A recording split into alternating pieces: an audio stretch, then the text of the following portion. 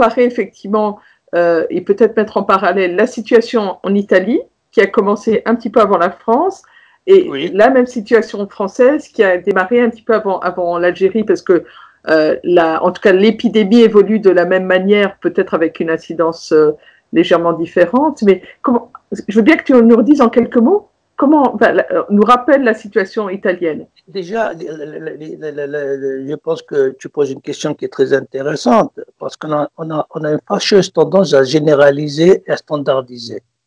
Et mon expérience m'a montré un peu, hein, tu sais que moi j'ai eu la chance de bourlinguer, ça fait 40 ans que je travaille de par le monde, j'ai travaillé sur 4 continents dans différents secteurs. La standardisation, tu vois, fait que si on prend le cas italien, déjà dans les 3 régions, les 4 régions les plus touchées, donc la Lombardie, le Piémont, l'Emilia-Romagna et les Marches, il y a eu 4 approches complètement différentes.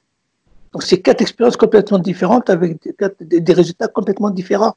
Okay? Donc, par exemple, c'est parti, les premiers foyers sont partis en Lombardie. Donc, le nord de l'Italie. Dans le nord. On va parler du centre-nord, hein, c'est le centre-nord. De Bologne vers le haut. La partie industrielle. La partie industrielle, donc aussi bien la Lombardie qui est au centre que ce qu'on appelle le nord-est qui serait le Veneto et le nord-ouest qui serait le Piémont, donc Turin, vers la France. Okay?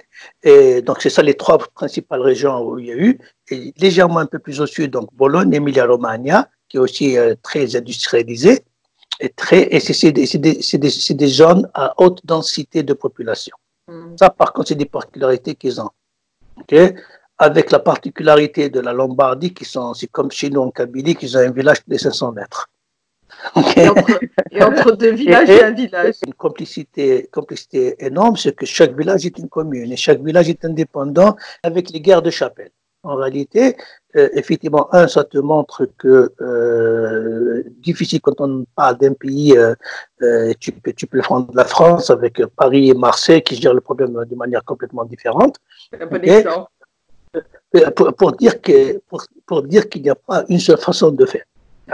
Ensuite, à partir de là, je pense que l'expérience à prendre de l'Italie, c'est que les gens apprennent vite et que je crois qu'un truc très important qu'on est en train de découvrir en Italie, c'est un peu une réévaluation de la compétence et réévaluation de la qualité de l'information. Donc aujourd'hui, on se rend compte qu'il faut écouter les spécialistes. Les spécialistes aujourd'hui sont les gens de la santé, okay, sont les gens de la protection civile, qui sont les plus concernés avant la politique. Et ça, c'est très important. Ce qui se passe en ce moment est assez unique dans l'histoire de l'Italie, où pour la première fois, disons que les politiques écoutent les techniciens, écoutent les scientifiques.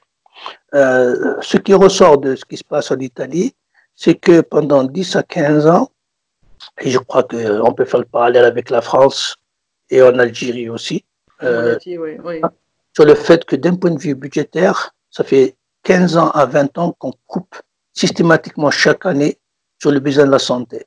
On ne conçoit plus, ça fait des années qu'on ne conçoit pas la santé comme une priorité, mais comme une dépense et comme un fardeau. Alors on est en train de réaliser que la santé est fondamentale et doit être une priorité. Parce que sans la santé, tu n'as pas d'économie. La santé, tu n'as pas de vie. Okay, donc une des choses qu'on est en train d'apprendre, c'est ça, une des leçons qu'on va retenir, c'est celle-là, hein, c'est que la santé doit redevenir une priorité.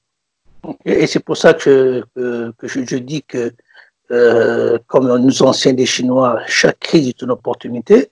J'espère que là, ça va nous permettre d'avoir une très grande prise de conscience, okay, de ce fait, et de remettre en cause notre façon de vivre et notre façon de nous comporter. Donc, il y aura un avant et après le coronavirus, okay, de comportement, de distanciation sociale, de nos mouvements, d'utiliser le télétravail, d'utiliser des conférences, etc., de technologie, mais aussi de concevoir et de donner des priorités, les priorités d'un point de vue organisation sociale et des budgets de l'État et des budgets de nos sociétés. Et on ferait une parenthèse, délocalisation d'une partie des produits, ce qui fait qu'effectivement, aujourd'hui, on fait venir des masques, on est tributaire de masques fabriqués en Chine où on n'est pas capable, effectivement. Mais ça, c'est un choix, qui a été fait il y a une trentaine d'années sous le leadership des États-Unis et pratiquement de tous les pays occidentaux, qu'il faut pas se le cacher, hein, ont décidé de déléguer toute la partie, disons, sale, à savoir la production qui crée de la pollution, etc., à l'Asie, et se réserver tout ce qu'ils ont considéré comme les métaux nobles sur les services, c'est-à-dire nous, on va faire les services et on va laisser tout ce qui est production, tout ce qui est salissant, tout ce qui crée des maladies, qui crée pollution, on va le donner aux Asiatiques. Hein, c'est aussi simple que ça, en fin de compte. Hein. Et c'est pour ça que ça fait 30 ans, 40 ans, c'est la finance qui domine et pas l'économie. Hein, comme les Américains te diront, c'est Wall Street versus Main Street. Okay? Ça, c'est une chose parce que la délocalisation n'est pas, c'est pire que la délocalisation. Hein. Pratiquement, on a délégué la production à la Chine. Parce que délocalisation, ça veut dire que tu es encore propriétaire, que c'est pas le cas. Hein. La délocalisation, c'est une chose, là, c'est encore pire, c'est-à-dire dans l'organisation du monde, il y a une division du travail qui fait que les pays asiatiques se sont focalisés sur la production pour le reste du monde, okay, alors que les Européens, etc., on l'a vu en Angleterre particulièrement, il y a eu une désindustrialisation extraordinaire. Et pour aller dans le sens que je te dis, il n'y a plus d'industrie chimique, ni en Italie, ni en France. L'industrie chimique, on l'a détruite. Tu vas voir une des industries dont tout le monde parle, à savoir l'industrie automobile. L'industrie automobile, il y a aujourd'hui le vieux concept de Boulogne-Billancourt ou de l'usine de comment on appelle ça, à la frontière de Peugeot, de Montbéliard. Oui, okay. Pratiquement du premier boulot à la fin, il est fait dans la même usine, ça n'existe plus ce concept. Aujourd'hui, il n'y a aucune voiture, qui n'est pas montée. Dans une voiture, le concepteur, le Peugeot Renault, produit probablement 10% des composants de sa voiture. Tout le reste dépend d'autres fabricants, etc.